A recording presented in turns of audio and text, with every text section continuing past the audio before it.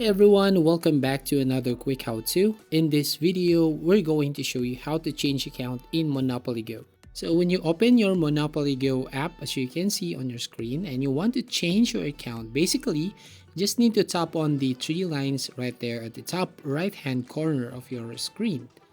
And you will find this side menu. And basically, tap on the settings right here at the bottom. So once you tap on that, as you can see at the bottom, which has connect account, so tap on that green button and you will now go to this option. So as you can see, I'm currently connected with the Facebook account and Google Play.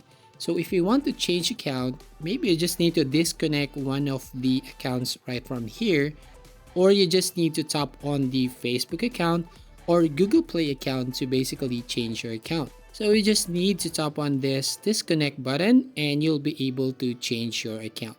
And you can also play with contacts. Just tap on that orange button here and you will now find friends and play from your contact list. So that's how you basically change account in Monopoly Go. So thank you for watching. If you find this video helpful, please leave a like and subscribe to our YouTube channel.